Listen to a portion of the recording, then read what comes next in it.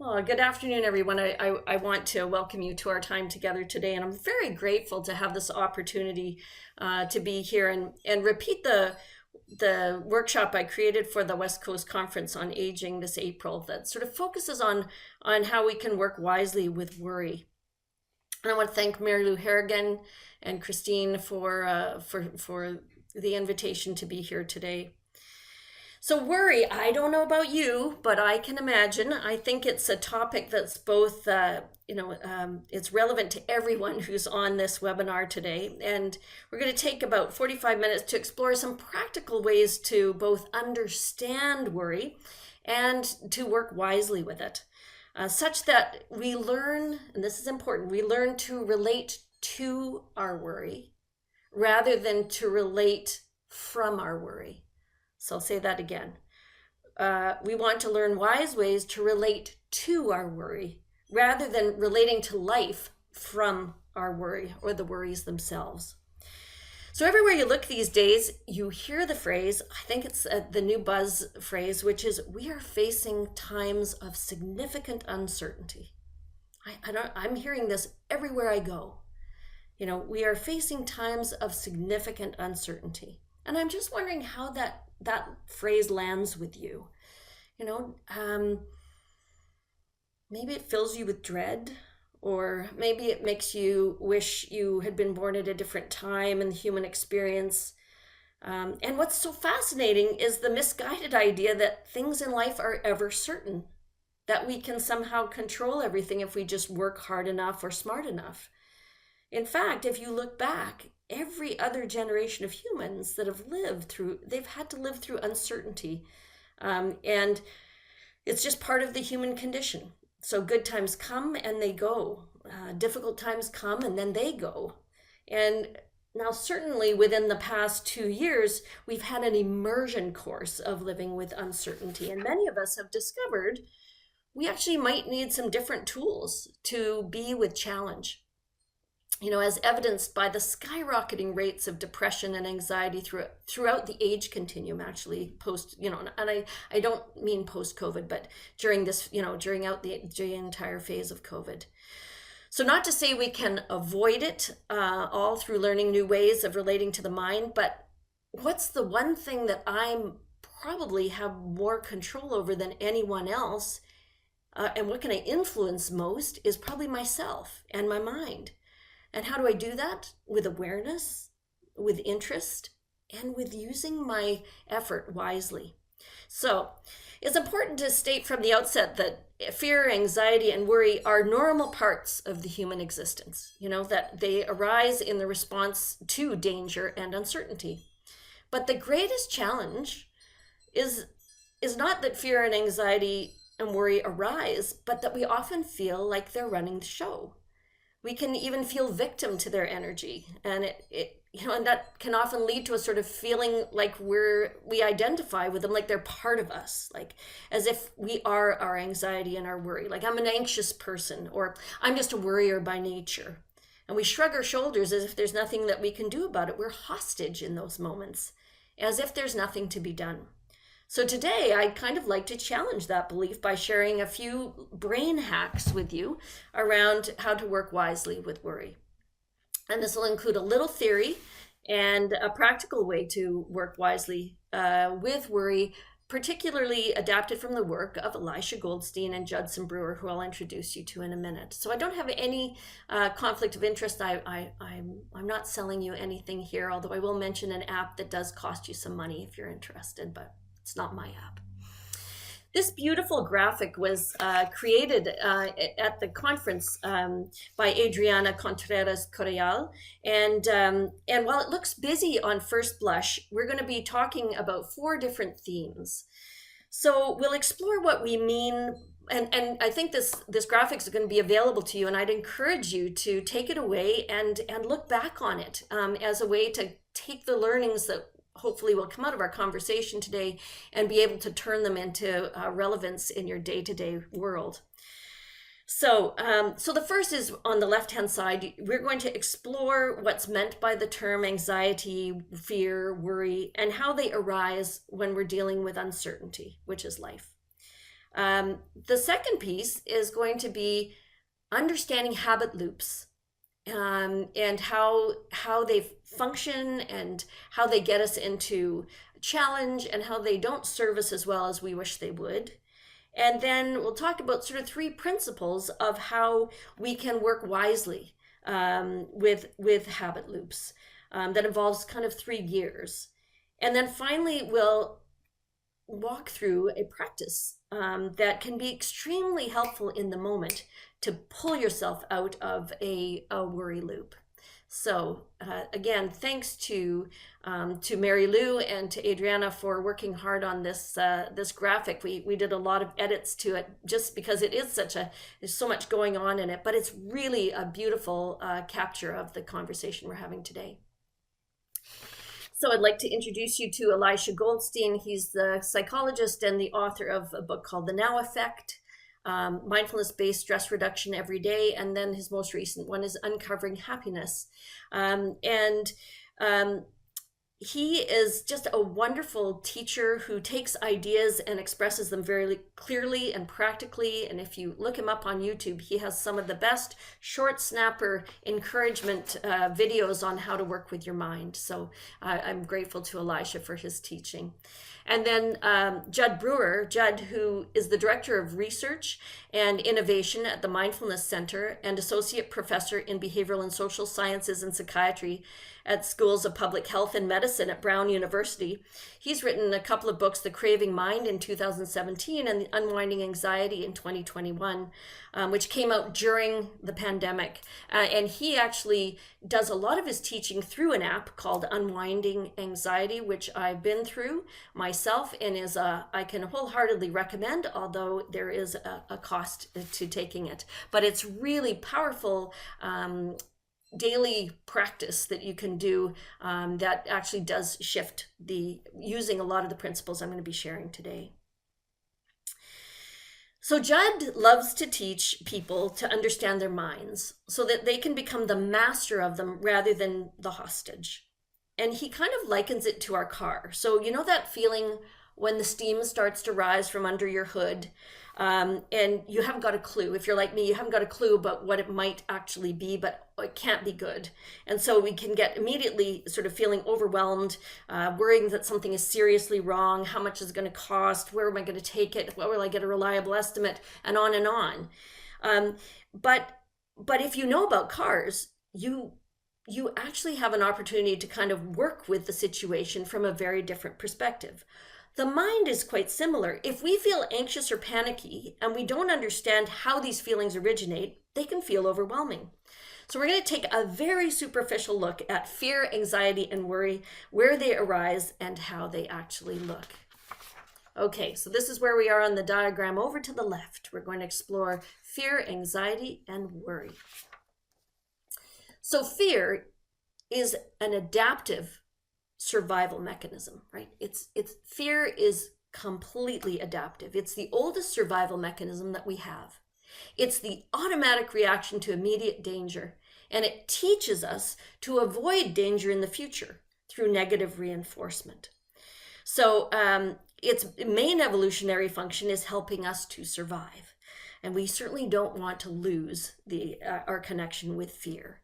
So when danger arises, the fight, flight, or freeze reaction, which is driven by the sympathetic nervous system, is activated, and it's at breakneck speed. It comes on very quickly, and we move towards safety in a reflex way. So there's no need to think about what to do, no time to think about what to do. We just react reflexively. So as Judd Brewer likes to say, the fear reaction of fight, flight, and freeze keeps you safe long enough to get you to the next phase so that you can learn from what just happened, right? So you've got to survive long enough to then be able to learn from it. So the example of stepping out into a busy street, turning your head and seeing a car coming, you don't sort of think, well, how far away is that car? And I wonder what kind of car it is, and should I or shouldn't? You just immediately step back to the safety of the sidewalk. And that's a fear reaction. So it helps us to quickly learn that streets are dangerous places and to approach with caution. Yeah. So If that's fear and it's driven from a very primitive part of the brain, and I always use my hand as my brain model. If my thumb is the limbic area, that's where fear is kind of dictated from, that and the brain stem, which is in the palm of my hand. But as so anxiety is slightly different, because anxiety is a feeling of worry, nervousness, and unease, typically about an imminent event or something with an uncertain outcome.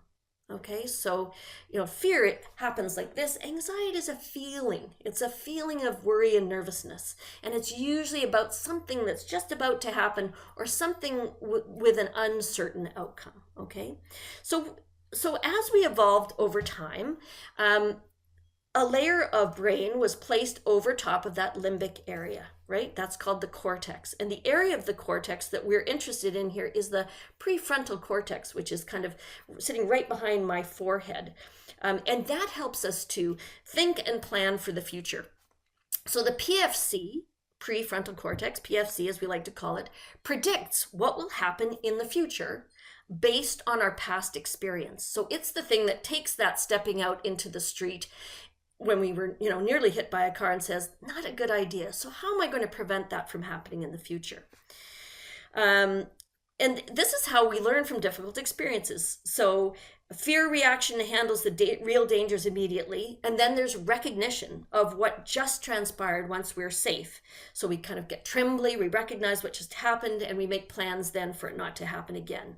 And it's at that point when we feel all trembly and we were so lucky that nothing happened to us, that we really need to shake off that energy in the body, because sometimes it can get trapped there, which is often what contributes to things like post-traumatic stress. So like zebras, they kick their feet up in the air, dogs shake. We need to do something to discharge that energy. Otherwise, it can get caught in the body. So dance it out, run it out, do what you need to do. The prefrontal cortex, or PFC, takes information from that dangerous situation and projects it into the future. So it does modeling. We've heard a lot about during COVID, the idea of modeling, taking information from what we've seen so far and putting it out into the future. That's a lot of people's PFCs working together to try and figure out what to suggest.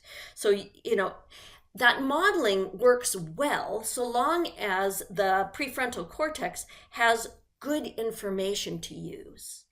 So when COVID came along, for instance, when there was uncertainty in the situation, things that we didn't know, we couldn't know, what happened, to our brains? Well, sadly, it would have been better if our brains would have gone on to sleep mode until we had good information, but they don't. What do? Fear. So fear of death, fear of losing your job, fear of, fear, plus uncertainty, not really having good information, not knowing, creates anxiety. Meet anxiety. It's fear plus anxiety. Fear plus uncertainty creates anxiety. And that fear and uncertainty push you into action. And what's the action? Go get some information, it says. Go search for some information. We need to know what we should be doing. So where do we go for our information? Internet, Mr. Google. And not only do you get enough information, but if you're like me, 3 hours later, you end up having gone to 50 different sites, all saying something slightly different. And then we enter choice overload, and we get contradictory information that arises, and that leads to more uncertainty. And what happens? Our prefrontal cortex now has a lot of information, none of which is particularly certain or accurate, and it starts spitting it all out, the what-if scenarios for you to review. And the more inaccurate or contradictory information that gets incorporated, the more uncertainty there is, the more anxious we feel. And so we can actually get panicky because of all the things that we're reading, even though in this moment, we're all quite safe, right? The danger is in my head. It's actually not here in my very situation. So it's important to understand that it's very hard to think your way out of anxiety. Okay, so when we're anxious, we need to recognize that no more information is going to actually help us get out of this. We need something very different, and we'll talk about that. Our responses to anxiety are based on something called reward-based learning. And it's part of a very primitive learning machinery that sea slugs actually have, with about 20,000 neurons compared to the billions that we have. But we use the same thing. And with rewards based learning, if something pleasant happens, we enjoy the experience and we want more of it, and we remember how we got it and we try and get there again. If something unpleasant happens, we don't enjoy the experience, and guess what? We want to get rid of it right away. And when this actually ends up happening so quickly, sometimes it's even before we can even register what's going on. So how do we do that? Well, when something's really unpleasant, we either move into avoidance strategies, like checking Facebook, like checking your email, like Netflix binge watching, having more ice cream, having a cigarette if you're a smoker, smoking another joint if you're a pot smoker, having another drink, right? That's one way of dealing with the discomfort that comes with anxiety. And the other thing we do is we move into worry. So we feel uncomfortable because we feel anxious, then we move into worry. Worry refers to a collection of repetitive and often uncontrollable future-oriented negative thoughts that are related to anxiety. So these thoughts are often an attempt to solve problems in an uncertain situation. So what happens is we feel uncomfortable, and then we go, oh, I should be able to figure this out. So we set the mind to kind of take the information that we've got, and we work through scenarios, but we end up just going over and over and over the same material. So we can become lost in our worry. And surprise, often we're worrying about something that we don't have a solution to. And that happened a lot with COVID. We were spending so much time trying to think, well, if I do this and I do this and I do this, then I'll be safe. Will I be safe? I don't think I can know that. So worry can often make us feel like I'm really working hard to solve this problem, but it doesn't actually get us there very often. However, it gets us there sometimes, often enough that every sort of 100 times of worrying, you might find a solution. And that intermittent reinforcement or reward is often enough to make you think, well, it did work once or twice before. I'm going to stay at this, because if I keep worrying, I'm doing something constructive, okay? And I might actually come across the answer. So that's worry. Worry is, again, one option around one kind of reaction to the feeling of anxiety. So here's what happens. So we have a cue. This is me. Oh, it's not me, but this is you in just sort of living your life. And a cue or a trigger happens in your environment. So it might be something you read, it might be something that somebody does, it might be something you hear, it could be a thought, actually. It can come from the internal as well. But let's just say that you hear a news report on the latest variant of COVID that arises. Let's go with that, for instance. From there, you have thoughts. Thoughts arise as the result of the cue or trigger. And so it's like, oh, more about COVID? Oh no, another variant? Oh my gosh, what does that mean for us? Oh, I was, I wonder if it's going to be as bad as, X, Y, and Z. But what are we going to have to do now? Are we going to have to go back to the way things were? I mean, we immediately start asking questions. We immediately start judging the situation. And not surprisingly, we can become quite anxious as a result of just the thinking about this news report, which so far is not really necessarily affected you. So the anxiety arises. Now, I'm just going to ask you just to pause and ask yourselves, how do you experience anxiety in the body? Because every emotion that you have is not only something that's up here, but it's also experienced in the body. So when you're anxious, I encourage you to look at what are the physical sensations that you experience when you're anxious. For me, I feel a tightness in my chest. I feel my shoulders kind of up around my ears, and I notice that my jaw is very tense. And sometimes my heart is racing a little bit. One thing I can tell you is that those physical sensations are so unpleasant for our being, that they are the impetus for us to move quickly into action. Okay? And this is the action I mentioned. Two ways of going: the avoidance strategies, like reaching for ice cream, like the Netflix binges, like Facebook. What they do is they give us a small hit of dopamine that says, something pleasant is actually going on, and it distracts us away from the situation. It doesn't solve the situation, and in fact, over time, if you turn to alcohol more, or actually get more distracted into television or your phone, that has side effects on your attention. It has side effects on your well-being. So these avoidance strategies are short-term gains, but they're not actually the answer. The other way, as I mentioned, is let's figure it out, right? Let's figure out what to do about this new variant. And so off we go into that, more thoughts and more questions and more spinning out possible scenarios. And that's where worry takes us. On the plus side, worry does help us to feel like we're doing something to resolve the problem, right? We're not avoiding it completely. We're not sticking our head in the sand by having a drink or having ice cream. We are dealing with the problem.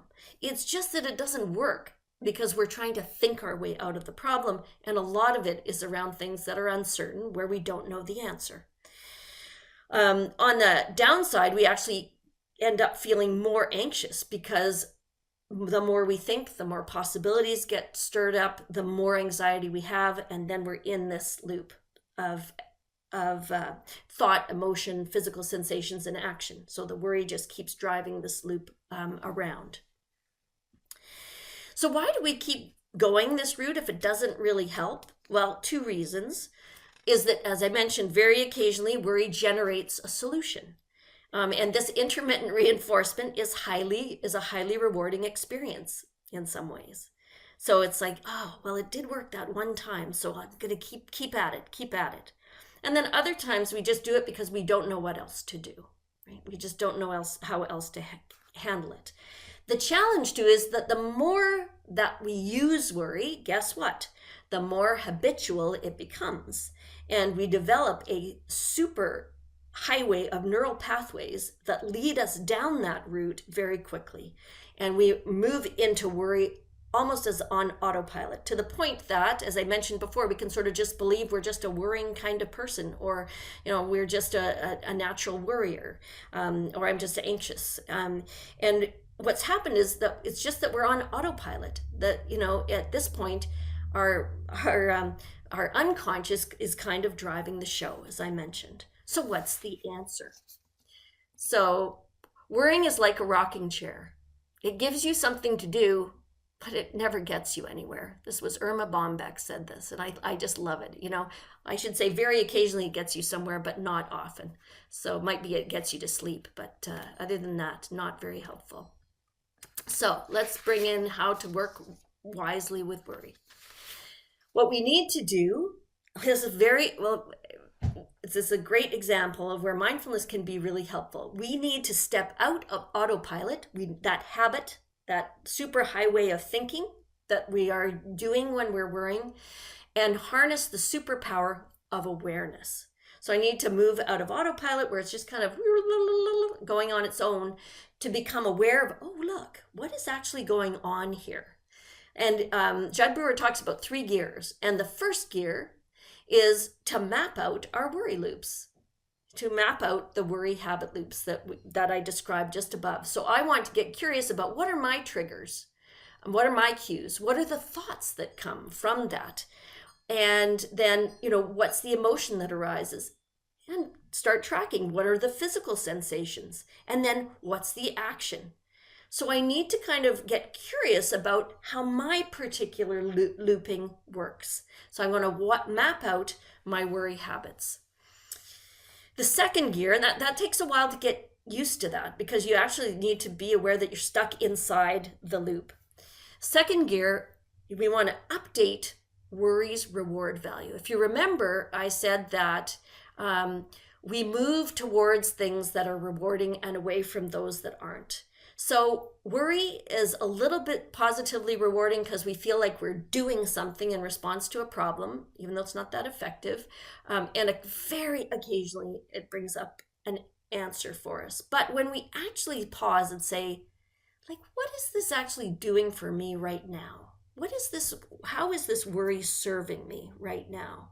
What are the side effects of this worry on the quality of my life? That's where we're wanting. That's what we call updating worry's reward value, because I realize it's not very rewarding and it's actually getting in the way of my enjoying my life. So I need to say, yeah, worry doesn't work that well for me. And then I need to replace worry with what Jed Brewer calls the bigger, better offer. And that's got to be something internal, an internal option, because it has to travel with me wherever I go. It needs to provide more reward than worry does. And what he's found through his research is that it's mindfulness strategies engaging curiosity and kindness that are the bigger, better offer. So, what he has done in his work is he's actually shown that the more curiosity we can bring to a situation and the more compassion we can bring to the situation, the better we are at being able to move through it and to actually treat ourselves well while we're having a difficult time. And that actually turns off what's called our default mode network, which gets really going when our anxiety gets the better of us. So we are wanting to replace the worry with a bigger, better offer. And here's what that might look like. So if you can see, here is our worry loop, like the one that I showed you previously, but now I'm no longer stuck in the middle of the loop, right? I am what I want to do is recognize that I'm in a worry loop, and I want to step outside it and get curious by looking back at it and seeing its components and getting interested rather than dreading it, right? So the third gear is this is one of many examples that are used, but this is called the RAIN R practice. So the R in RAIN stands for recognize. So before I can do anything, I need to recognize I'm caught up in worry. I just need to go, oh, right, anxiety is here, right? Oh, right, look, worry is this, I'm in a loop. And to just remember, just kind of acknowledge, okay, um, this is happening right now. And what I tell people is once they recognize that, I encourage them actually to stand up, physically stand up, and to actually change position. And as if you're looking back at yourself, because you want to look back at the worry loop. So I want to become that wise observer who's looking at this loop that's causing me such distress, as opposed to being caught up inside it. Because when I step outside, there's some space between me and it, and I can bring my curiosity to it. The second, so the A in RAIN is to allow it. Most of the time, because we don't really like this feeling, we just want it to go away, we don't allow that this is what's here right now. But this is what's here right now. So it's very powerful to turn towards it rather than to turn away from it, because it's by looking at it that we can actually do something and work wisely with it. So we don't want to play pretend like la la la, it's not here. We want to say, oh, look, worry and anxiety are here right now. Isn't that interesting? Then we move into investigating it. So we want to ask ourselves some questions. And the questions are not, why is this happening? Why does this always happen? That's an up here kind of question. But what I'm asking is, okay, so look at this. Here we are worrying. How's this working for me right now? As I mentioned, I'm reevaluating how helpful it is. What's the payoff for me right now that I'm allowing this to continue? What's going on in my body right now? And noticing if there's contraction and tension, and maybe visualizing just gently breathing, maybe taking a few slow, deep breaths, because that activates the parasympathetic nervous system. And then breathing where there are areas of tension, breathing softness into them on the in-breath and relaxation on the out-breath. And again, not insisting I've got to relax, but just seeing what's possible. So inviting softness in on the in-breath to those areas of tension and relaxation on the out-breath. Then I'm going to get curious. So I've been curious about my body. I've checked in on the reward. And now I'm going to ask myself, what's the hardest part of this experience right now? What's the most painful thing I'm believing right now about this situation? It might be that, it's hopeless, or we're never going to get out of this, or, but get curious, like, what am I actually believing in this situation right now? And are these feelings familiar? Are these thoughts familiar? Have I seen them before? And then I'm going to be actually sort of saying, well, what am I really needing right now? What is it that would be really helpful to me right now? Because what we're doing in that is we are disturbing the superhighway of habit, and we're bringing what is unconscious into awareness and being with what is painful and unpleasant rather than running away from it, so that then we can actually respond with choice rather than being driven by reactivity and just habit. So then once I've investigated, and it takes practice to kind of do this with in terms of not going into the whys so much and the, what should I be doing, but just to say what's happening right now and what am I believing and is it true? And just checking it out. Then I move into the N of RAIN, which is to nurture myself, which is to be kind to myself, because right now, if I'm caught up in this worry, it's unpleasant, right? It's very unpleasant and very uncomfortable. So I want to offer myself kindness for the way that I'm feeling challenged. So I might put my hand on my heart and run myself through a self-compassion break. This is a moment of suffering. I'm not alone in this experience. People all around the world are struggling with this. And it really doesn't matter what you're struggling with or what you're worrying about. You can guarantee there are so many people in the world who are in exactly the same set of circumstances. So I'm not alone, and I don't need to be fixed. This is part of being human. This worry, this anxiety, this fear. And then invite myself, like, can I hold myself with kindness right now, with warmth? Can I offer myself compassion and care? Can I accept myself just as I am right now? I don't have to, there's nothing I need to be doing differently. This is how it is. Can I be kind that this is how it feels right now? And that in itself might be a new skill for you. Many of us aren't particularly skilled at being caring or compassionate to ourselves. And that's a lot, that's very, very common, which is why it's part of a skill that you kind of want to learn when you're working wisely with any emotion. And then finally, so I've recognized that I'm in a worry loop. I've allowed it and I've turned towards it because I'm curious about it. I investigate it with that curiosity. And then I've been kind to myself. I've offered myself kindness and compassion for the situation that I'm in. And then, and only then, is it time to redirect my attention. So I want to purposefully ask myself, what do I really need right now?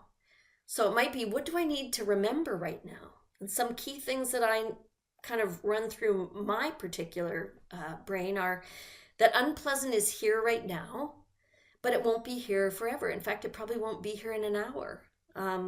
Impermanence is my friend. So I remember that. I remember too that the thoughts I'm thinking are not facts. Thoughts are not facts, even the ones that say they are. They're just thoughts. And that, I remember I'm getting to know how my mind works so that I can make different choices. So, celebration on that one. And then what do I need to do? So those are some of the things I need to remind myself of. What might I need to do right now? Well, sometimes the problem is actually quite simple to solve. I've just gotten lost and have, lost my way. So if you can solve the problem, like if the solution is straightforward, then get on with solving the problem.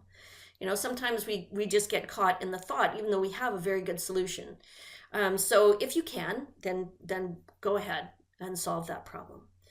Or if it's not solvable because you don't really know the answer, can you do something right now that will refresh you, that you really enjoy? And can you do it with awareness, not just habitually. So it might be that I go out for a walk around the block and I really feel my feet on the ground as I walk, and I feel the wind against my cheeks, and I take in the beautiful smells that are part of the spring. But I do it with awareness. That's the key. That's the different piece. I'm not kind of stuck in this place of habit. I'm bringing awareness to this moment.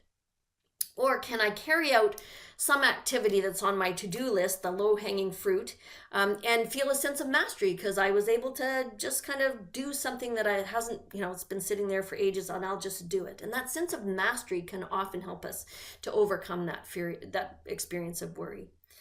And then finally, can I, remember what's actually going right in my life? Because even though this particular thing might be a challenge, there are many other things in my life that actually are going really well. And can I turn my attention, not in a Pollyanna way, but just to take in that there are aspects of life that are actually going very well, or going pretty well. So that's RAIN R, right? So recognize, allow that this is how it is right now. Don't pretend and sweep it under the rug. Investigate it in this very embodied way. Like, what does it feel like in the body right now? What am I believing right now? And then where there's tension and tightness, just breathing in some softness into that area. And then nurturing myself that this is really unpleasant and it feels really hard, and being there for myself in a genuine way. And then finally, and only then, when I've really taken a good look at this situation, might I redirect my attention and I actually attend to whatever it is that I choose to do. So that is the whirlwind trip through working wisely with worry. It sounds so easy and requires a lot of practice, but it's really interesting, and how much it actually shifts things. So remember, worrying won't stop the bad stuff from happening. It just stops you from enjoying the good. So I'll just to summarize then, fear is an adaptive and protective mechanism. Anxiety is a function of fear plus uncertainty, of which there is tons in life, right? So we're never going to get rid of it, right? We need to work and recognize how to work wisely with it when it arises. Worry is a misguided attempt to problem solve the uncertainty. And worry becomes a habit, a way to feel like we're doing something useful. And when habits are developed, they run on autopilot, kind of outside of my awareness. When I just say, oh, I need to stop doing that, that doesn't help terribly well. It's actually becoming mindfully aware of what's going on in the here and now with curiosity and compassion. And that those two things, I walk around with these two C's on my shoulder. If you remember nothing else, is curiosity and compassion. I bring it everywhere I go. And they are the bigger, better offer that we need to sort of help shift that worry habit loop effectively.